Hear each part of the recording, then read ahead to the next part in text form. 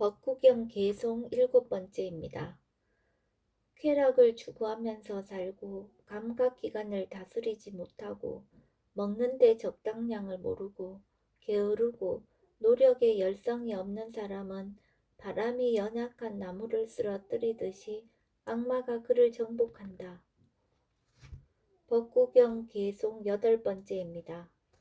육신의 더러움에 주의를 기울이며 살고 감각기관을 잘 다스리고 먹는 데 적당량을 알고 신뢰가 있고 노력에 열성이 있는 사람은 바람이 바위산을 무너뜨리지 못하듯이 악마가 그를 정복하지 못한다. 벚구경 6번째 마깔라 장로와 한속간 쫄라 깔라 이야기입니다. 부처님께서 셋 다 위하에 계실 때 마깔라와 줄라 깔라와 관련해서 개송 7번, 8번을 설하셨다. 마깔라 마지막 깔라 줄라 깔라 삼형제가 셋 다 위하에 살고 있었다. 장남 마깔라와 막내 줄라 깔라는 여러 지역으로 500대의 수레에 상품을 싣고 돌아다니며 장사를 하였다. 어느 날 두 형제가 여러 가지 다양한 상품을 500대의 수레에 싣고 사와띠로 향하다가 셋 다 위아와 셋 다 와나 사이에서 수레를 멈추고 쉬고 있었다. 초저녁이 되었을 때 마깔라는 사와띠에 거주하는 신도들이 향과 하안을 손에 들고 법문을 들으러 가는 것을 보았다. 어디로 가시는 겁니까? 신도들이 부처님께 법문을 들으러 간다는 말을 듣고 마하깔라는 생각했다. 나도 그들을 따라 법문을 들으러 가야겠다. 마하깔라는 막내에게 말했다. 아우야, 나는 부처님께 가서 법문을 듣고 올 테니 수레를 잘 지키고 있거라. 그는 신도들과 함께 부처님께 가서 삼배를 드리고 대중들의 맨 뒤에 앉았다. 그날 부처님께서는 마하깔라의 근기와 성향에 맞추어서 순차적으로 법문을 설하셨다. 괴로움의 모임에 관한 경과 여러 다른 경들을 인용하면서 감각적 욕망의 허물과 저열함, 감각적 욕망에서 벗어났을 때의 이로움에 대해 설하셨다. 마하깔라는 법문을 듣고 생각했다. 사람들이 저승으로 갈 때 모든 것을 남기고 떠난다. 재산과 친척도 따라가지 않는다. 내가 왜 가정생활을 계속해야 하는가? 나는 출가하여 진리를 구해야겠다. 법문이 끝나고 모인 사람들이 부처님께 예배드리고 떠났을 때 그는 부처님께 다가가서 출가를 요청했다. 그대의 출가를 알려야 할 가족은 없는가? 부처님이시여 막내 동생이 있습니다. 그에게 가서 출가를 알리도록 하여라. 부처님이시여 그렇게 하겠습니다. 마하깔라는 줄라 깔라에게 가서 말했다. 아우야, 이 재산을 모두 가지거라. 형님, 그게 무슨 말씀이십니까? 나는 부처님이 계시는 승단에 들어가려고 한다. 줄라 깔라는 형의 출가를 막으려고 온갖 말로 설득하였지만 형의 확고한 의지를 꺾을 수가 없었다. 좋습니다. 형님 좋을 대로 하십시오. 마하깔라는 부처님께 가서 비구계를 받았다.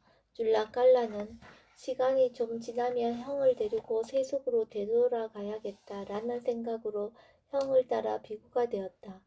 마하깔라는 비구가 된 뒤에 부처님께 나아가 여쭈었다. 부처님이시여, 이 승단에는 얼마나 많은 의무가 있습니까? 부처님께서는 교학을 배우는 것과 수행하는 것, 두 가지 의무가 있다고 알려주었다.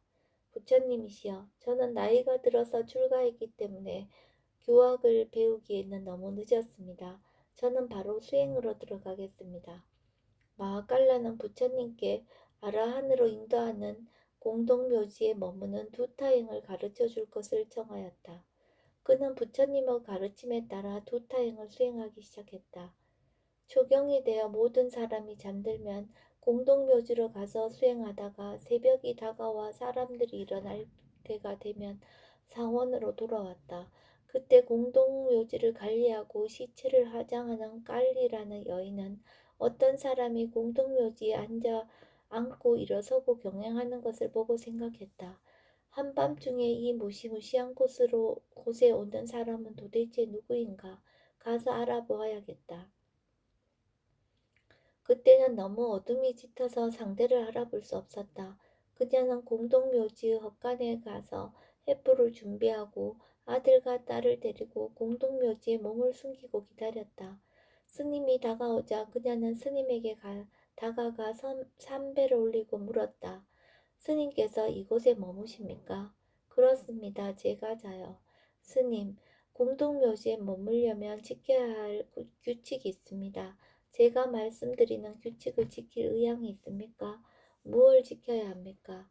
스님, 공동묘지에 머무는 두타행을 하는 사람은 사원의 수석 장로와 마을 촌장과 묘지기에게 공동묘지에 머무는 두타행을 한다고 이야기해야 합니다. 왜 이야기해야 합니까? 물건을 훔친 도둑이나 강도들이 주인이 추격해오며 흔히 공동묘지로 도망쳐와서 작물을 숨기곤 합니다. 그때 주인은 공동묘지에 거주하는 사람을 도둑이나 강도로 오인하여 해를 끼칠 수 있습니다. 이때 우리가 이 스님은 얼마 기간 동안 이곳에서 공동묘지 두타행을 수행하는 중이고 도둑이 아닙니다. 라고 말해줌으로써 불상사를 피할 수 있습니다. 그래서 제가 말씀드렸던 세 사람에게 도타행을 한다고 이야기해야 하는 것입니다. 제가 해야 할 일이 또 있습니까? 스님, 공동묘지에 머무는 동안에는 귀신이 좋아하는 생선, 고기를 가져와서는 안 되고 정력이 넘치게 하는 음욕을 돋우는 우유, 기름, 설탕, 깻가루, 콩밥을 먹어서는 안 됩니다. 날이 셀 때까지 잠을 자서는 안 됩니다. 나태하거나 게으름을 피워서도 안 됩니다. 강한 결심과 강한 의지력으로 분투 노력해야 하고 수행하는 흉내나 내면서 속여서는 안 됩니다. 저녁에 모든 사람이 잠이 들 때 사원을 떠나 여기에 와서 수행하다가 사람들이 일어나기 전 새벽에 사원으로 돌아가야 합니다.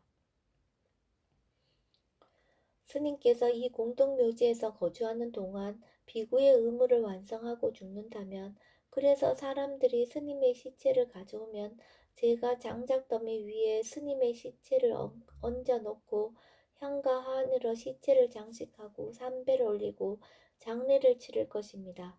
만약 스님께서 비구의 의무를 완성하지 못하고 죽는다면 장작더미에 불을 붙이고 스님의 시체를 끌고 가서 도끼로 치고 조각내어 불 속에 던져 넣고 화장할 것입니다. 좋을 대로 하십시오. 그건 그렇고 그대가 보기에 수행 주제에 어울리는 물질이라고 생각되는 시체가 있다면 저에게 알려주십시오. 그녀는 그렇게 하겠노라고 스님에게 약속했다. 마하칼라는 자기가 의도한 대로 공동묘지에서 수행을 계속했다. 하지만 줄라칼라는 출가할 때부터 수행할 의도가 전혀 없이 비구가 되었기 때문에 항상 가정을 꾸리고 세속에서 살아갈 생각만 하며 시간을 보냈다. 그는 아내와 자식이 생각날 때마다 우리 형은 참으로 어렵고 힘든 수행을 하고 있구나 라고 생각했다. 어느 날 한 여인이 갑자기 병에 걸리더니 그날 저녁 큰 고통 없이 급사하고 말았다. 저녁에 친척들과 친구들이 시체와 화장용품, 장작더미와 기름과 그 밖에 필요한 물건을 들고 공동묘지에 와서 묘지기에게 말했다. 이 시체를 화장해 주시오. 그들은 묘지기 여인에게 충분히 살해한 후 되돌아갔다. 여인은 시체의 옷을 벗기고 죽은 지 얼마 되지 않아 아름다운 피부를 지닌 황급히 시체를 자세히 살피고서 생각했다. 이 시체는 수행 주제에 적합할 것 같으니 스님에게 보여주어야겠다. 그녀는 스님에게 가서 합장하고 말했다. 스님, 아주 훌륭한 수행 주제가 있습니다. 오셔서 살펴보시기 바랍니다. 스님은 가서 시체를 덮고 있는 천을 벗기고 발바닥에서 머리털까지 자세히 살펴보고 말했다. 이 아름다운 황급히 시체를 불 속에 던져놓고 불길이 시체를 태우기 시작하면 곧바로 나에게 알려주시오. 그리고는 자기 자리로 돌아가서 앉았다. 묘지기 여인은 불이 시체에 닿기 시작하자 스님에게 알렸다. 스님이 와서 시체가 불에 타는 것을 관찰하기 시작했다. 불길이 시체에 닿자 황금빛 피부는 얼룩덜룩한 암소 가죽처럼 변했다. 발은 삐져나와 축 늘어지고 팔은 뒤로 뒤틀리며 돌아갔다.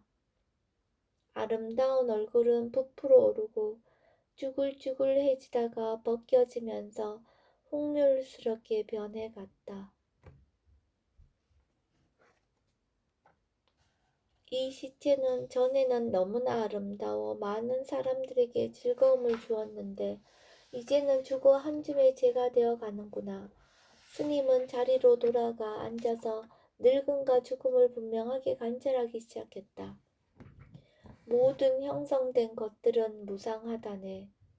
끊임없이 일어났다 사라지는 것들, 일어나고 사라지는 것들을 고요히 하면 진정한 행복이 찾아온다네. 이 개송을 암송하면서 마하깔라는 통찰지를 개발하여 사무예의를 갖춘 아라한이 되었다.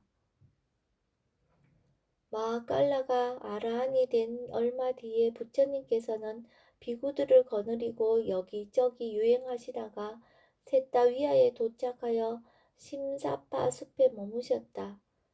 줄라깔라의 출가 전 부인들은 부처님께서 도착하셨다는 이야기를 듣고 자신들의 남편을 되찾을 궁리를 하기 시작했다. 그래서 부처님께 가서 부처님과 비구 대중을 집으로 초청했다. 부처님께서 오래 머물지 않은 지역이거나 자주 가시지 않은 지역에서는 자리 배치를 알려주는 비구가 공양청을 한 집에 먼저 가는 것이 관례였다. 부처님의 자리는 한가운데이고 부처님의 오른쪽은 사리부타 장로의 자리이고 부처님의 왼쪽은 모갈라나 장로의 자리이다. 양쪽의 그 다음 자리는 비구 대중이 승납순으로 앉는다. 그래서 마하깔라 장로는 가사를 바르게 입는 곳에서 줄라깔라를 먼저 보내면서 말했다. 먼저 가서 자리 배열이 잘 되었는지 확인하거라. 줄라깔라가 나타나자 출가 전 부인들은 줄라깔라의 시선을 사로잡았다.